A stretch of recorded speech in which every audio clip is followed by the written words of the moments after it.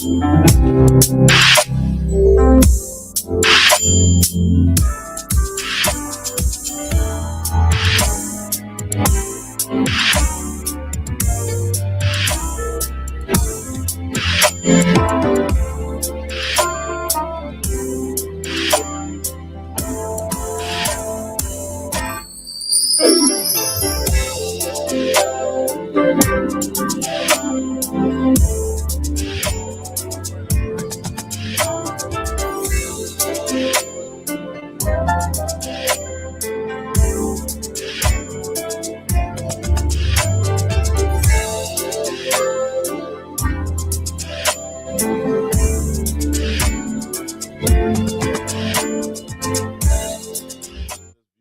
live and the viewers that view the recap to leave your comments in the threads, your questions.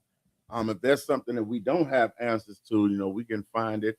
And don't forget, this is Mental Health Awareness Month. So we will be speaking upon that as well. And mental health also has a lot to do with our subject today. I had two guests from the men's group that I'm a member of. And I can't wait to bring these guys out because I sit and I listen to them when they talking at men's group. And though I'm the elder, these are some young guys with a lot of wisdom. It's not about the age; it's about the know-how, the willing to listen and learn. And sometimes we, as being older guys, we don't want to listen to the younger guys when sometimes things change and we have to learn to adapt. So, like the Bible say, from the mouth of babes. So I listen to these guys a lot when they talking at men's group, and I learn a lot. If it's really changed me. So without further ado, I'm gonna be bringing out my brothers, Logan and Quinn, and I'm just excited, man. To share this platform with these guys and discuss this because this is a serious matter. What's up, my brothers?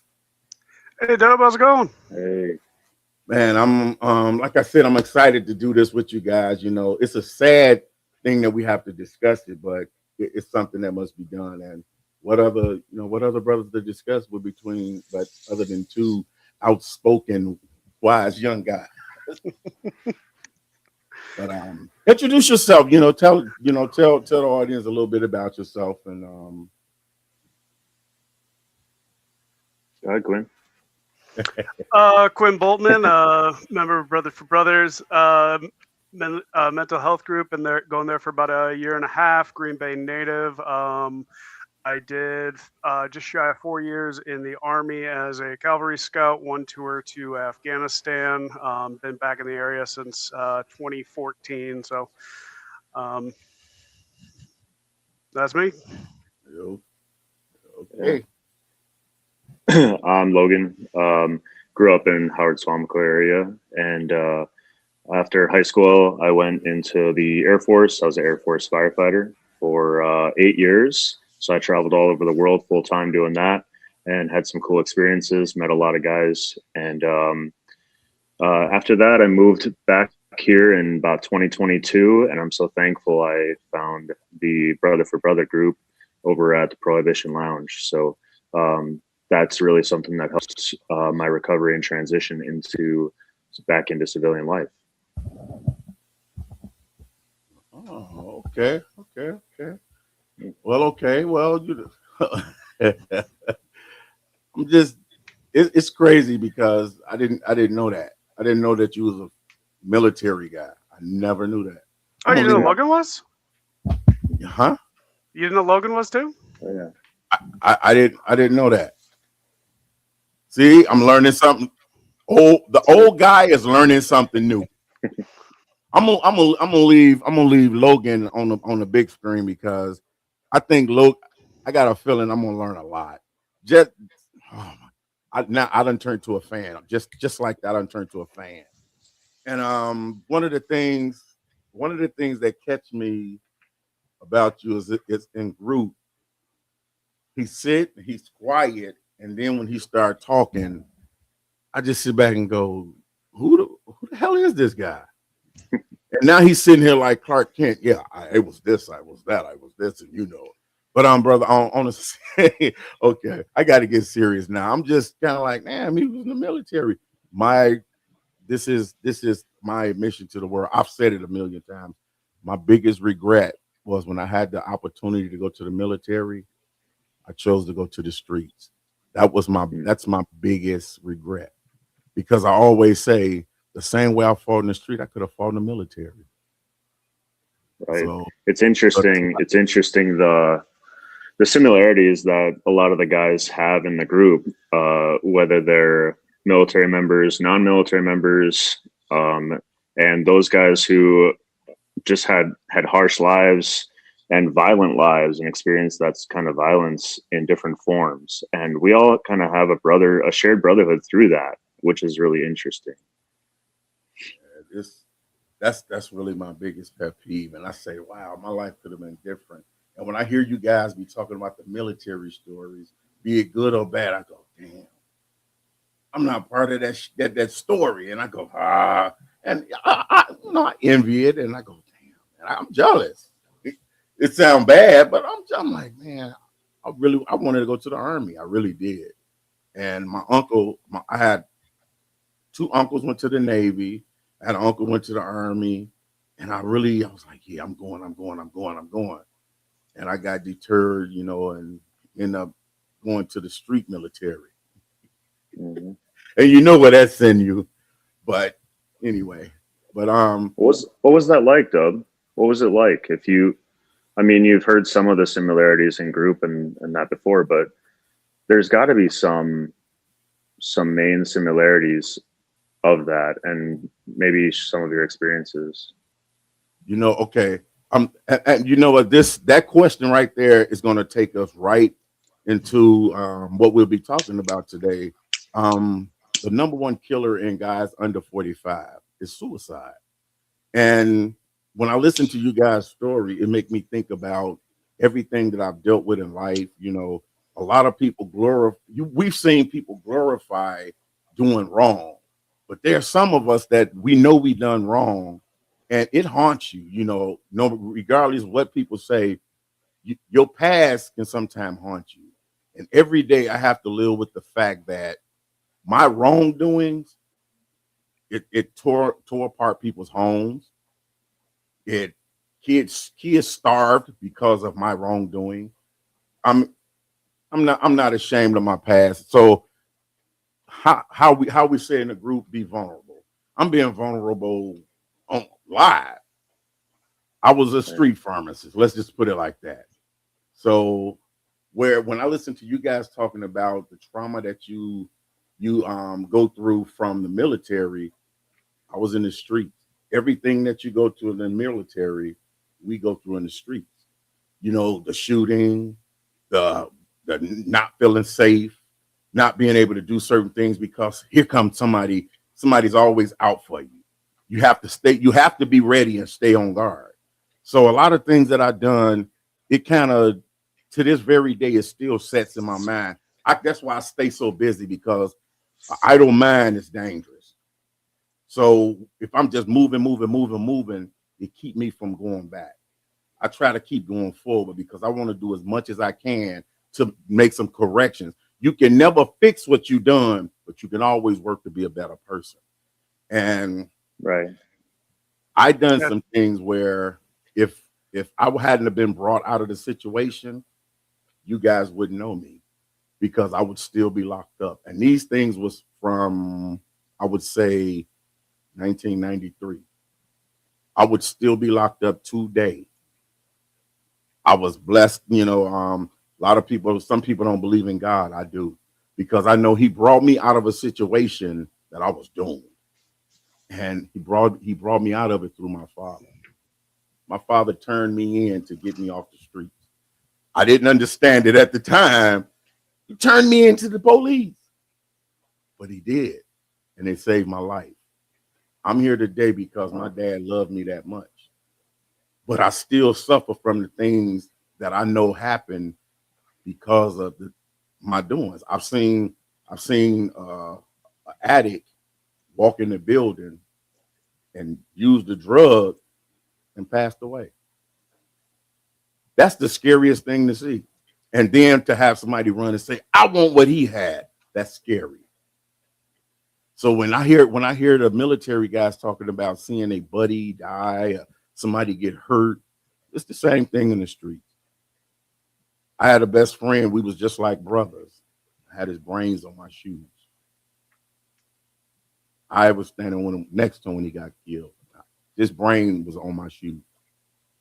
I've had blood on my pants from friends. I've had friends that commit suicide. That was once a time, that's what brought me to the group.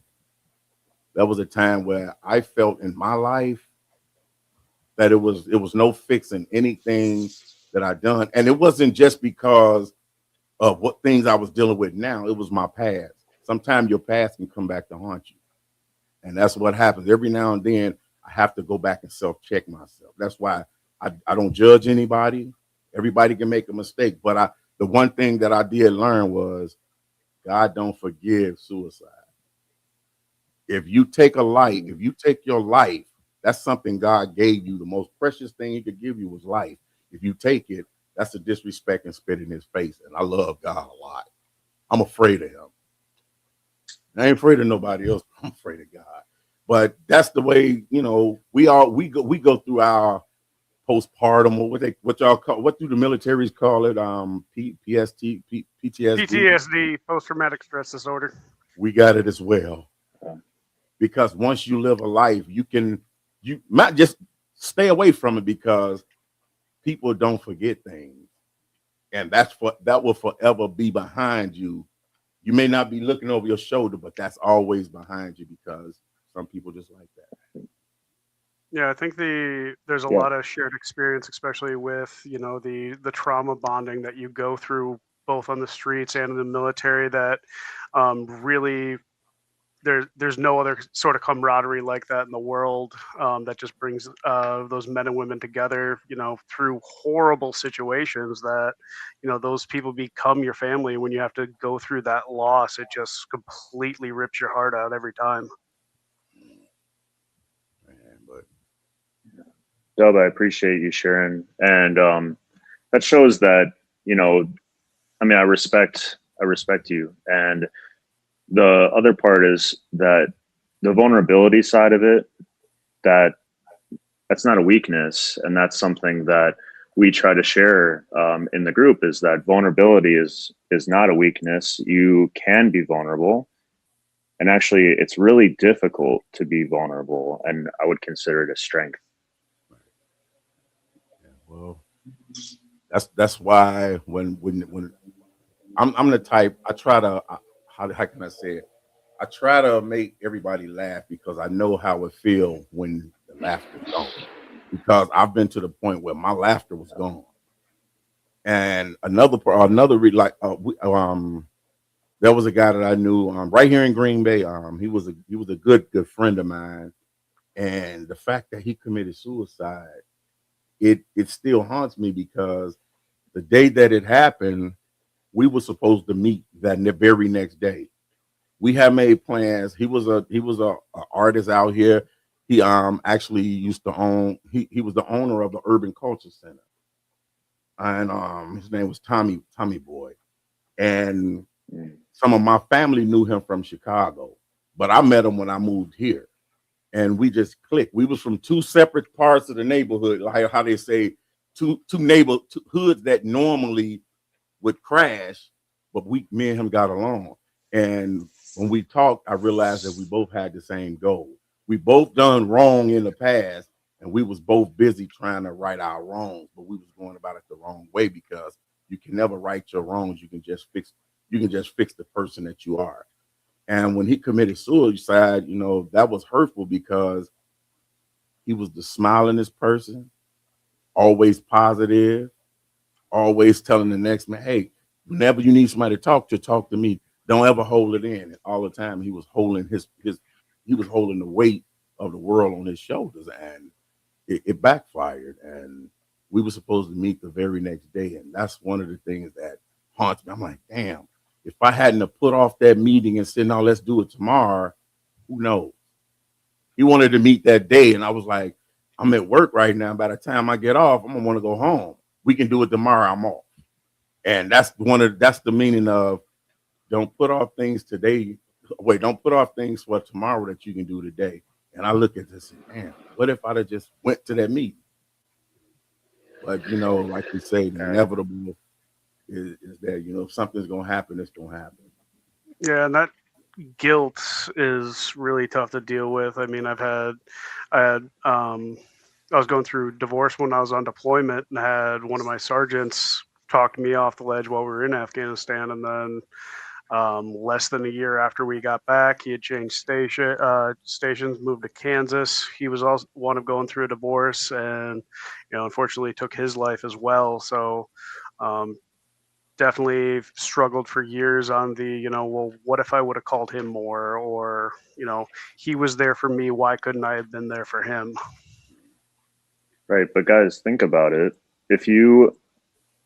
So Dub, I mean, these are suicidal people and it's very difficult to deal with them. But the focus is like, if you hold the guilt, if that friend or I or anyone in the group would message you or call you and say, I need you right now. If they would be able to say, I need you right now, please, it would have been a no question. Those things would not have happened. Definitely. And it's all about the proactive approach. So that they did it, that's awful and terrible. But it doesn't mean that you have to hold the guilt of that, because it's an interesting decision, suicide, and we can talk about how we get there and what happens and how we're feeling. But like, it really does affect your friends and family the most, I think. Yeah. Everyone has been affected by suicide with somebody, and there's always the what ifs, the I could have, I should have. But that didn't happen. And it's really hard to accept those terms, right? But the deed is done. And if they would have called you ahead of time and actually told you directly and communicated that they need you, I have no doubt that either of you would have been there for them. Yeah, you're right. But all I can say is just what made me look at the statistics of what's killing people, because people are saying, oh, these young folks killing people, young folks kill. Well, they really have no guidance, because the ones that should be guiding them is lost. We as the older guys, we are so I'm gonna just be 100% honest, and most people are not gonna do it because they don't want to sound weak. We as the older generation, we are so lost. We lost in the society. We don't want nobody to say, oh, he trying to be he Uncle Tom, he trying to be a good guy, he trying to do this. Oh, you see some of the older guys just misleading these young guys, leading them into problems instead of bringing them away. And that's why I realized at first I didn't understand why a lot of the guys in Green Bay don't really socialize with me on a one-on-one basis. But I'm glad they don't, because I'm not into a lot of the things that they into. That's my past life. My past life is like how they say it. You have a rear view for a reason. The rear view is small. Your windshield that you're looking forward is big, so you can see the big picture. That rear view only shows you so much, and that's to keep you aware of what's behind you. It's not so you can turn around and look, because you keep turning around, you're gonna hit something in front of you. So a lot of times people don't get it. I didn't get it. I was like, man, you know what? Don't nobody really want to, they don't want to deal with me because I don't smoke weed. They don't want to deal with me because I don't do this. Then I had to stop and think, no, I'm not the same person. And a lot of people around me, they can feel it. I've been told, you think you better than everybody. How in the hell am I better than I'm obese. I'm black.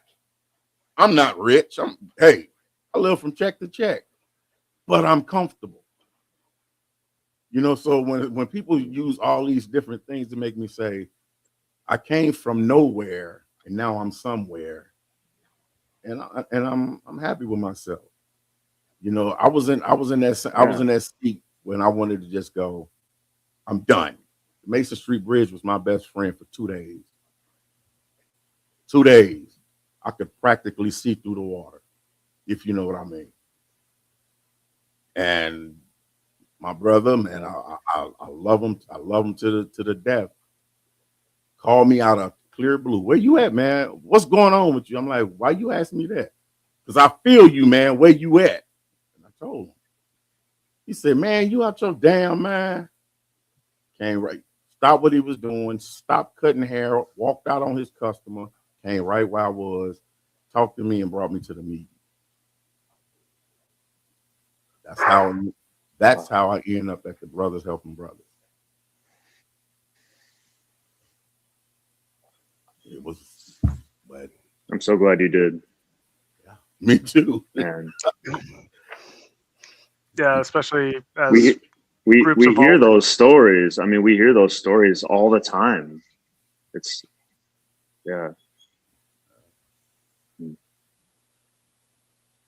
Wayne, you wanted to say something? I was gonna say, especially as the groups evolved and changed, you've really become a stalwart, pillar of that, and I can't even imagine it without you, man. It's like Same. it's back to the point dope. Big dude. where it's back to the point where I'm looking forward to Tuesdays now. I actually look forward to two. Even on the days that I'm off, normally it had gotten to the point where I would find things to do so I didn't have to be there. But now I'm like, I got to do everything before 6 o'clock. I got to be done before 6 because I got to go. And all I can say is, man, I don't care what it is, just walking in there, hugging my brothers. Most men won't hug people. Oh man, that's no. I need that. Those hugs I need. It let me know you a human. No matter how hard, rugged, whatever, you still a human. And I need that. You know my favorite person in that whole group? Zach. Me. Zach is my favorite person in the Zach? whole. Yeah. He made. He's I was hilarious. in the line of work. I did home care for 7 years before I left and moved to Florida. And they taught me how to appreciate life. I was helping them tie shoes and wash up, but they taught me how to respect life. And Yeah. when I see Some Zach, people in a whole different chapter and what they're going through. yeah, Zach asks questions from the heart when we in men's group. I mean, he'll sit there and smoke a cigar, and people talk to him so out of nowhere. So what did you learn from that? I'm like, whoa, what the hell just what? I be wanting to ask him, and I say, now I'm gonna let it go. And he'll just come out and ask, no filter, just ask however he come out. And I go, damn, that's my favorite guy in the whole group, Zach. Well, especially when he's just running his mouth and then like 2 minutes later just drops something insightful. It's like, where the did that come from? Yep. Just Right. like, wow. But, Sure will. But it's sad that that some people just get to. It's sad to know that there's in this society things are so messed up and screwed up that people feel like the only way I can get out of this is to end it. It's just sad, but it really happens. And I've actually had a friend. He went to the military. I was so jealous of him. He came back. He was sad. He was this. He was that. And I had no idea how screwed up he was until one day he was like, man, you don't even get it, man. Sometimes I want to just go up on the roof and run, jump, and see if I could fly. And I took it as a joke. And I'm like, man, you stop playing. 4 days later, when his mother called him, and she was like, my baby did it. I don't believe my baby. And I'm like, what do you mean? He went on the top of they lived on like the 4th floor. He went up on the roof and jumped off. And I'm just like, wait a minute. I took it as a joke. But then she was saying, she started telling us how every night he would wake up screaming. He'd wake up scared. He's always looking for a gun. He's always running through the house because someone was chasing him. And that's when I realized, damn, this is real. Then she said, at one point he had to be put into a mental hospital. And that's one of the things that I take this serious. And I don't even talk about this in front of people because it's not that it's embarrassing, but because I've always had a public life. My whole life was always public. So now that I get a chance to be private, I keep a lot of stuff to myself other than, what I share with the brothers. My father was a strong, able-bodied, athletic person. And one day he went out with some friends and a friend put something, somebody that was supposed to be a friend put something in his drink. And it changed my father's life forever. My father started having seizures. It got to the point when I was about 14, he started going to the mental institution because when it got real hot, his brain couldn't take it. He would lose his mentals when he got real hot. And the things he would do, it hurt me because people made fun of him because they didn't understand. But at the same time, it was hurt me, not because they made fun of him. It was hurt me because I knew my father before that happened. Mental illness is serious. And people think, oh, he's just acting a little crazy. No, people go through things for all kind of reasons. And to see my father deal with mental illness and see my mom that actually, it's like, how did you just say earlier, the friends and family, suicide, mental illness, the friends and family is the one that catch it the most. Because the person that, when someone killed themselves, they gone. Who have to live with the guilt of what happened, why it happened, if I'd have been around? You just said that. It's the same thing with mental illness. I watched my mom for years try to tend to my father to the point until it got to the point she couldn't handle it. And, I will just say, if you got somebody in your family that's dealing with mental health, take it serious. Don't judge them. Don't make fun of them. Try to help them every chance you can. Because sometimes in a mental state, my father would become a kid. He would be a child in his head. He would become a kid. It didn't make me love him no less. It made me love him more because I'm like, wait a minute, man. This is my dad. And what happened to him is not his fault. Did I like some of the things he did when he was in that state? No. But that's another thing that made me who I am. Because even in that state of mind, he loved me enough to turn me in and get me off the street. And he told me to my face, if you don't stop what you're doing, I'm going to turn you in. And I called his bluff. You won't do that. He said, I'd rather come visit you in jail than see them put dirt on you. That never registered until it happened. When they told me I was facing three Class X felonies, 6 to 30, it registered. I'm like, wait a minute. Yeah. Even in the state of mental health, my father still was a father. Yeah. We're gonna take a quick commercial break. He loved you. Yeah. Yeah. We're gonna take a quick commercial break and then we'll come back and we're gonna finish. We're gonna get some info. We're gonna hear from Mr. Quinn. No, I'm loving this. I don't even I gotta take a commercial break. We'll see y'all back. Hi, my name is Jonathan. Hi, my name is Jonathan Bosted. I'm proud to introduce to you my Hitch Caddy, your solution for banged shins, stolen hitches, and lost pins. I'm going to show you today a few ways to mount this.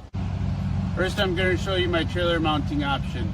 You can mount this several different ways on your trailer. Upside down like this, or on the back like this. Always use through bolts whenever possible. All right, this option, you mount it on the back. You always want to make sure that you're going to be able to put your hitch on here once it's mounted.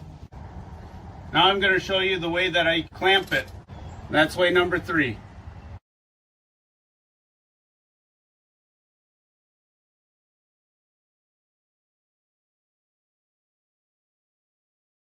Yo, what's up? It's your boy DJ Dub C.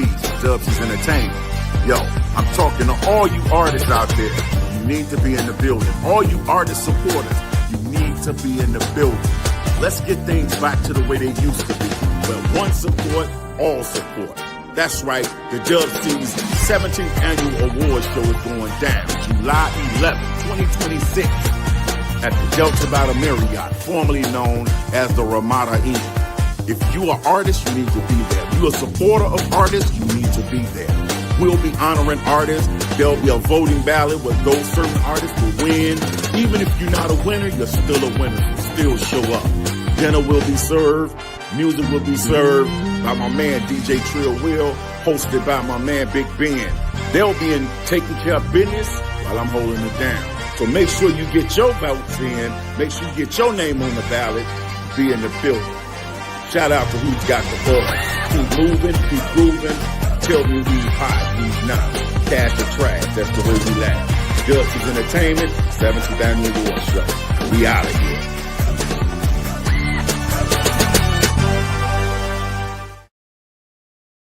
Yeah, and we are back.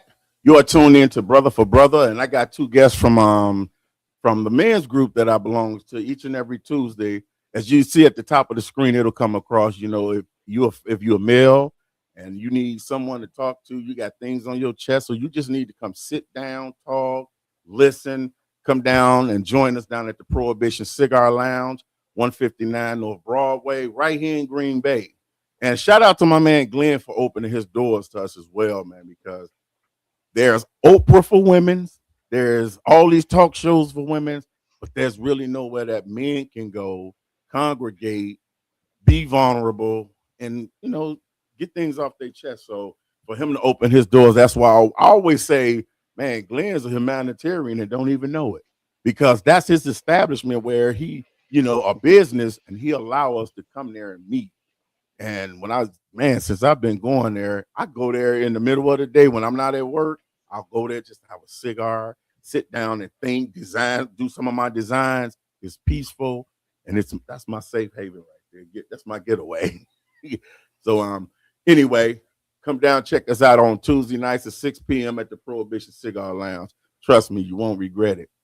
And so we back on. We're talking about one of the deadliest killers in men. I'm gonna change that. I'm not gonna say in men under 45, in men, period.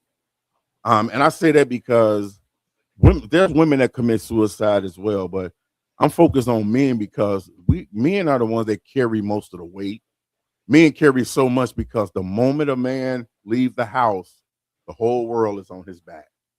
He got to go to work. He got to worry about providing. He got to worry about surviving. He got to worry about everything there is. And that's why they say home is supposed to be your safe haven, because when you walk in your doors at home, everything outside in the world should be outside.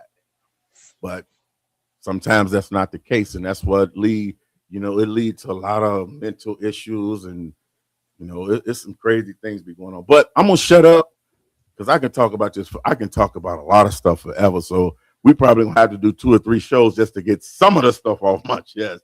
But I'm gonna let you brothers discuss some things, or, you know, share some things that you want to share.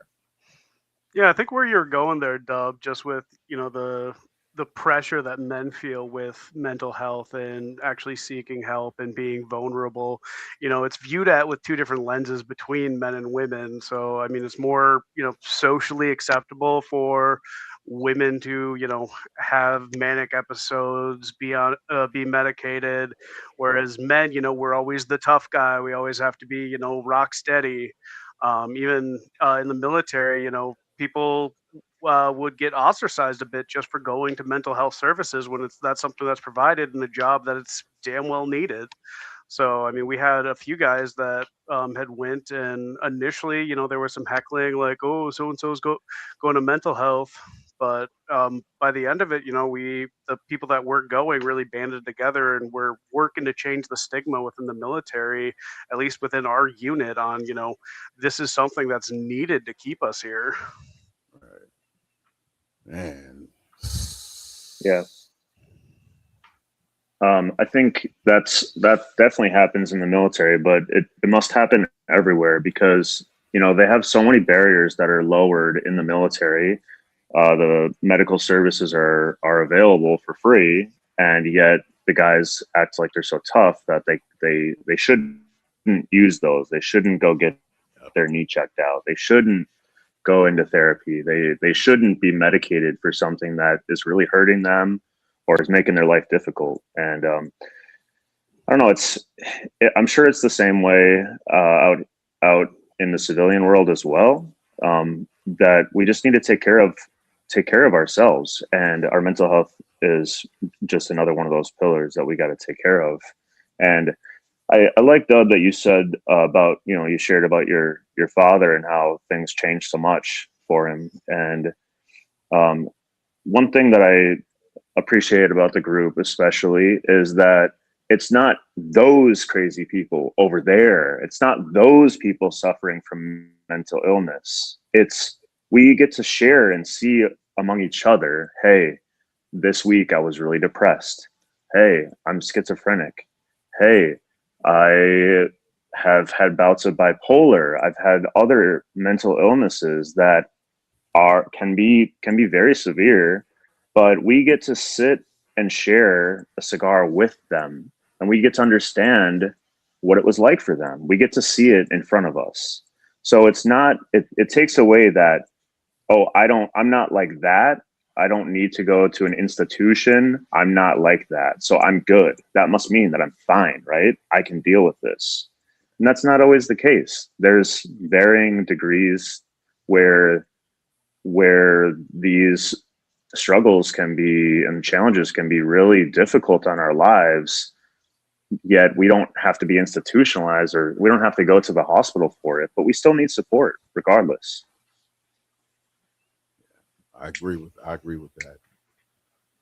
Yeah, just talking about like how the differences between how people are viewed and that, like even our own internalized viewing on that. I was clinically diagnosed with depression when I was, I believe, 14 years old. Had been recommended to be on medication for it, but to me at that time in that stage of my life, like if I was on meds for it, that was admitting that I had it. And, I spent years in denial of like how bad my depression was until it, really spiraled and was taking a toll on my, my personal life, my friends, my family. So if you were medicated at that time when it was recommended, who knows how different your life could have been if you would have managed the treatment and just leapt over that stigma that you're okay, you're fine, deal with it, get over it. Yeah, and definitely, being straight white middle class male in Wisconsin, it was very weird to me. I had a very nuclear family growing up, and to me, I didn't have a reason to be depressed, so that's kind of why I pushed it away and was like, well, no, I'm not, it's fine.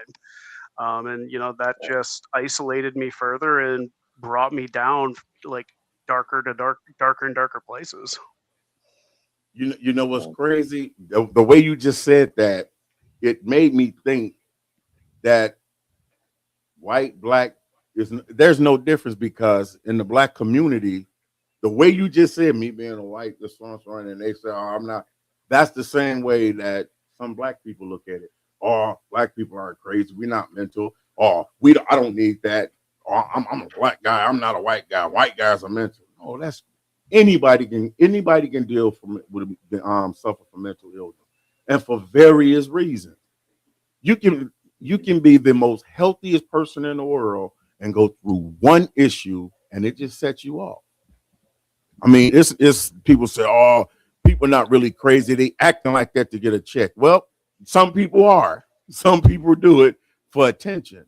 But 9 times out of 10, 99.9% of the people that have mental issues, they're not joking. It's something that happened with them, something that triggered something within them, or something that they done in their life, they went through in life.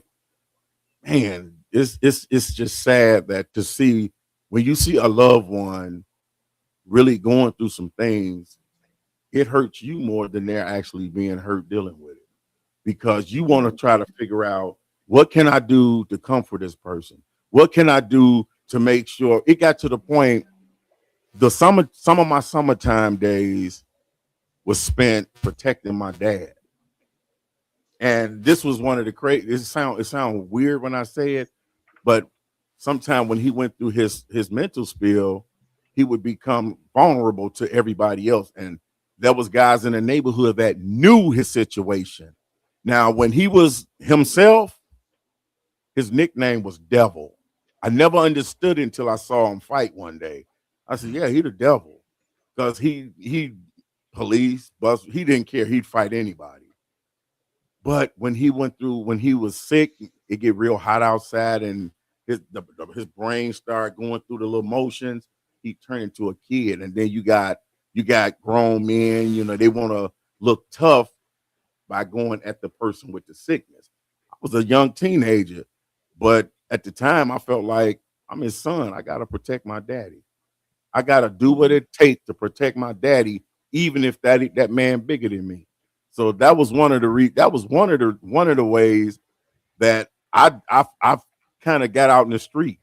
You're not gonna hurt my daddy. You're not gonna make fun of my daddy. Right. When he's not sick, you're his friend. You're hanging around him. As soon as you see he's going through his episode, you want to embarrass him, push him around, say things, and act tough. You want to punch. Nah. And then they found, and this is it's nothing I'm proud of, but there was one guy that would always nitpick with my dad when he was sick. He wouldn't do it around my uncles because he already knew. He was a friend of my uncles, and he knew they'd get with his glamour, meaning they'd jack him up. I forgot I'm not in the hood talking.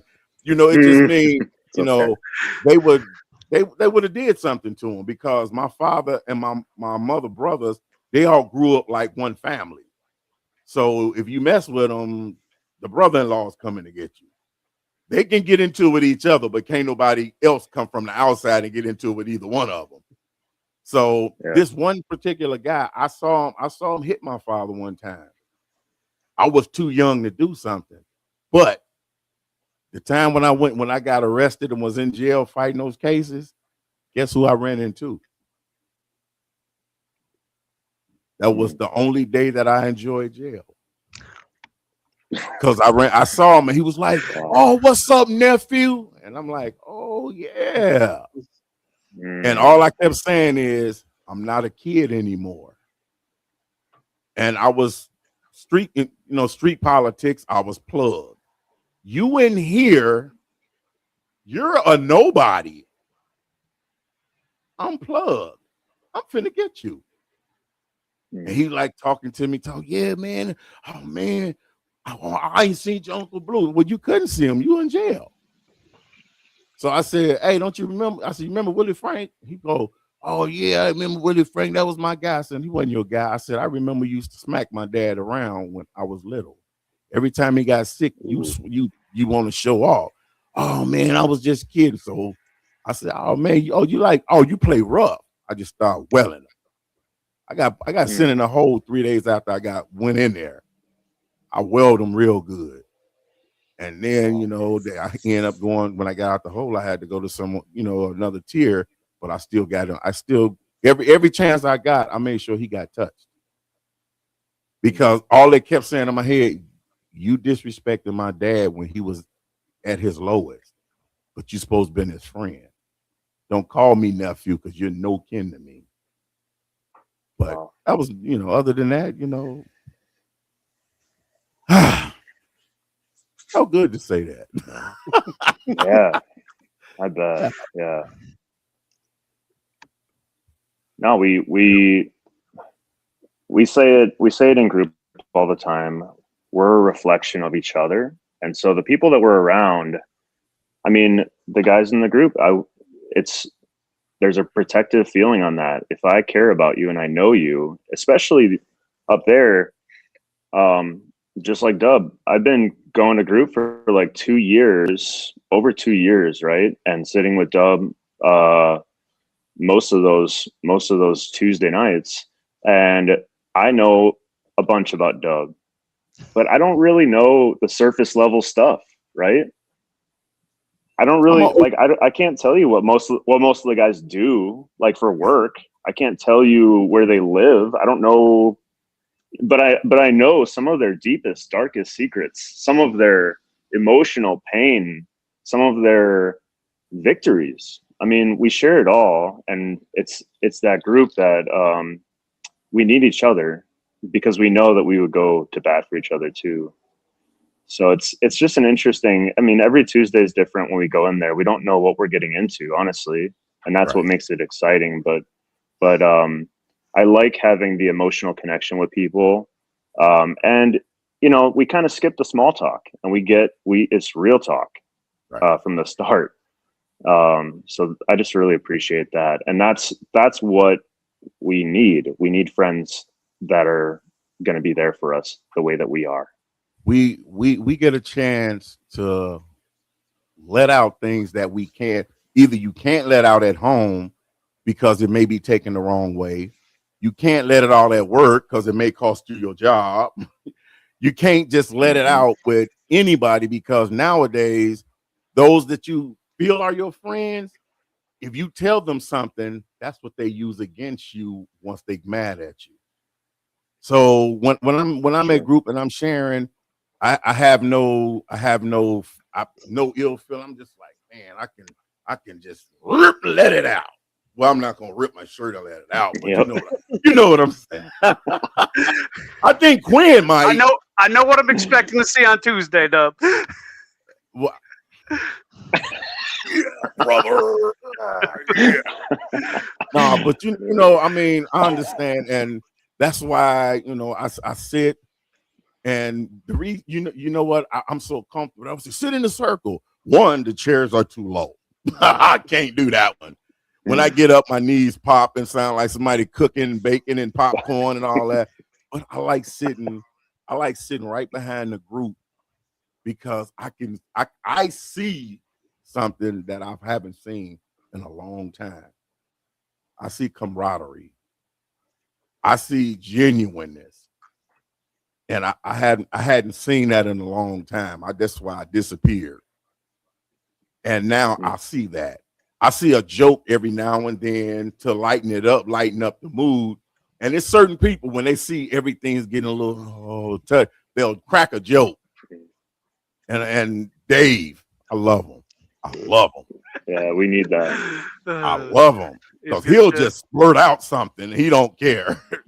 But it's something that we may not want to come in and say, oh man, I'm a mental patient. That don't mean you crazy. It just means you dealing with a lot. There's days that I come in there, my mental stability is way off because I be done went through something at work. And me going there kind of helps me clear that before I come home. Because if I come home with everything that go on at work on me, wouldn't be good. Yeah, wouldn't be good. Especially stuff you've dealt with in the last year that you've shared. Oh, there's a couple times you came in hot, dude. Man, it's like sometimes I forget. Man, these people don't know you. They don't know certain things trigger you. Like right now, I got a young guy at work, man. He's a cool kid. He's 19. I'm 58 years old. He's 19. I like everything about him, but one thing. I was always taught to respect your elders. And there's guys at work older than I am, and I respect them. Even though I'm close to them, I still respect them. And I have one word that's a trigger word. That word is bitch. This guy, for some reason, what's up, bitch? And I'm at work like I just want to knock. I said, dude, I wish he was 21. He said, what you mean? I said, if he was 21, I'd beat the hell out of you. He said, well, I said, dude, don't call me that word. I said, I don't like that. And then one day he said, man, you act like you crazy or something. You shaking. I said, because I'm trying to keep from smacking the shit out of you. And then I told him, I said, I got kids older than you. I got underwear older than you. Oh, man, I'm this, I'm that, man. I'm untouchable. I could never be fired. I'm this, I'm the smartest one here. I'm on train. I'm just sitting back going, you little arrogant asshole. But then sometime when I come to work, come to the group, I'm so heated because I've been dealt with him all day. And I'm like, oh my God, this dude, I'm steady trying to show him you don't have to put on the front to be noticed. You're a good worker. You a damn good worker. But that don't make you just got here. Don't come in here. You don't come in somebody's house and try to act like you the main chef, because you're not. Everybody here can be replaced. And that's what us older guys are trying to show these guys at work. Don't ever get it in your head that you can't be replaced, because you can. I've been replaced before. So one day I came to, and I ain't gonna lie, I was in fight mode. And that's the day I just blew up. I'm like, this son of a bitch at work, he blah, blah, blah, blah, I want to kick his ass. But I needed to release that, because if I'd have came home angry, how you doing? What the hell you mean how I'm doing? It wouldn't, And that's where you can do that at the group. Yeah. And that's where a lot of home problems with a lot of people come from. People taking it home or just letting work your mental over. Work is just supposed to be that work. When I'm getting to the point, I've learned the guy with the long hair that used to work at Bergstrom. Oh, Luke.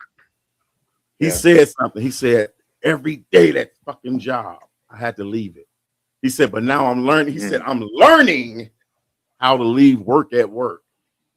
When he said that, it called me. I said, wait a minute.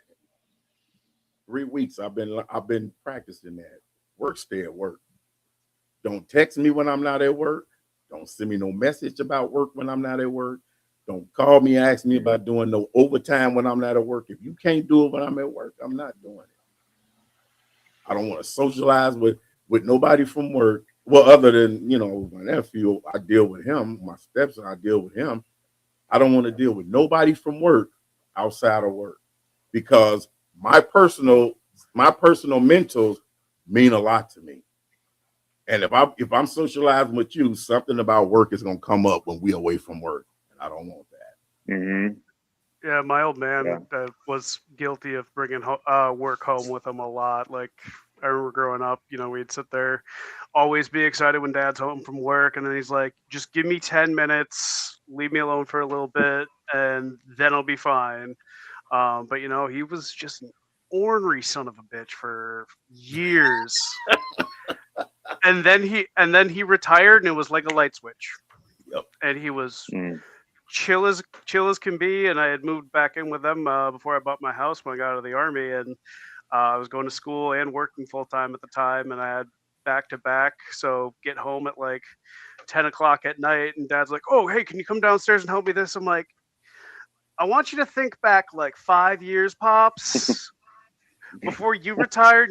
I came at you right when you walked in the door. Can I just have like 5-10 minutes, please? He's like, oh, and like it didn't even dawn on him, that he was doing the same stuff I did to him as a kid.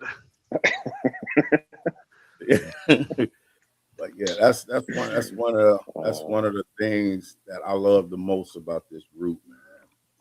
We can laugh, we can joke, but then when we know somebody's dealing with something serious, we listen, we give input, we rally. And one of the things this is what means something to me, because I grew up, my mom raised us Jehovah's Witness, so there are a lot of people, different religions. The way I see it, if you believe in God, God is God. He got a million names, but there's only one God. And I always sit back when they say, whoever really exposed what they're dealing with and you can feel it, I like to see when the brothers can go and that right there shows I don't even know the word for it, because that one hug can save a person's life, because you never know who's about to leave the group and we never see them again. And that's what, when I see the brothers hug, get up and go hug somebody, man, that it gets me, and I sit there and I'll try to crack a joke so I don't cry. Because I'm an emotion. Certain things get to me. Certain things I'm emotional about. And when I know somebody, I know most men, we don't want to be vulnerable. We try to be hard, but we know there's a point right now. I gotta let this out, because if I don't let this out, it's gonna come out in the wrong way at the wrong time and on the wrong person. So that group is therapy for real. Mm-hmm. You can go to a million therapists, and you may get some help. But coming to that group on your own, speaking on your terms, letting out what you feel comfortable letting out, because the therapist gonna keep dragging. Well, you gotta tell me. You gotta tell. Nobody's dragging nothing out of you. Just letting you coax it out along. And sometimes having a drug out you can make it worse. Because now you like, I just told a stranger this. I don't even feel comfortable with this therapist. I don't know. But coming to the men's meeting, you get to know people on a personal level. You get to know them. Like I hear them, oh man, I called the brother and I went by some. That's the shit. Excuse me. I know my mama's probably watching. So mom, excuse me, I'm dropping all kind of bombs. But she knows. Didn't tell us it was a family show, Doug. Oh man, hey, family's cursed. No, but man, that's just one. Those are the things that I've been instilling a lot of things from there. When I come home, I try to do a lot of things different. I don't want to argue. I don't want to do this. I don't want to do that. And my family, friends, I don't want to. It's time out for arguing. Life is not even short anymore. Life is a hiccup. It ain't even short no more. Life used to be short. Now life is a hiccup. You can go and be gone. So I want to enjoy every second I can. And in order to do that, we have to think about that mental health thing. If we not right up here, how can you educate or help somebody else if you ain't educated or help yourself? You can't give what you ain't got. That's why I like listening to you. And before we even go, I gotta say this. Thank both of you brothers for your service, man. I had no idea you guys were servicemen. Thank you guys for your service, man, because regardless of how the world is now, it's the brothers that went out and fought so we could have freedom of this, freedom of that, and the right to walk around when we feel like it. So I don't have a hat on, so salute. I was gonna tip my hat, but that's my hair. I can't take it off. Thanks, Doug. Now, really, my respect level just really went up. I'm jealous though, but it really went up. That's what's up. You guys got anything y'all want to say before we get out of here? Just thanks so much for having us on, Dub. I hope we can do it again, and we'll see you on Tuesday. Yeah, for sure. Really appreciate the dialogue. Thanks for having us.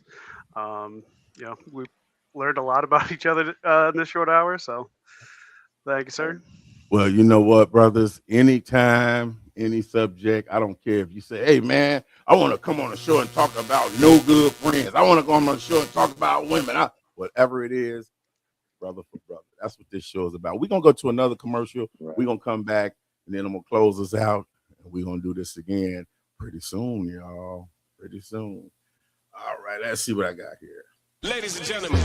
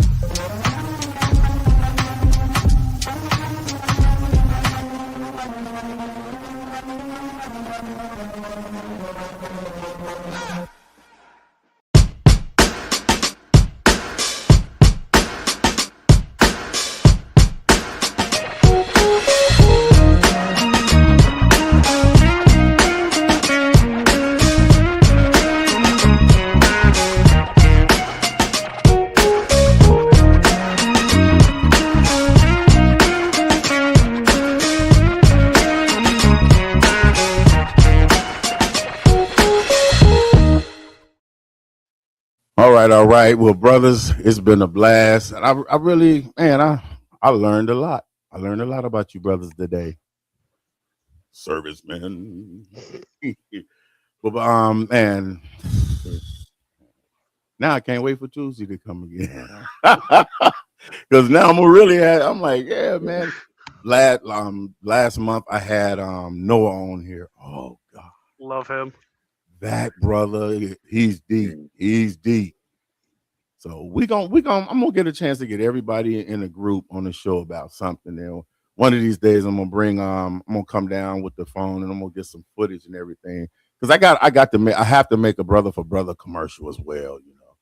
So I gotta pull those. All the commercials you see, I do them myself and hey, gotta promote.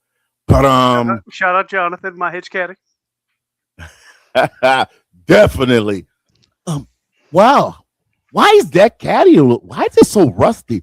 I guess that's because those voices. Oh my God. He kills Those me. voices. I guess you left it all in the rain. He's talking to me. I thought I was talking to someone. I'm like, dude, hold up. I want to ask him, is you okay? But he's a swell guy, man. He's real cool. He's man. great. He's doing his thing, man. But my brothers, it's been a serious. It's really been a blast.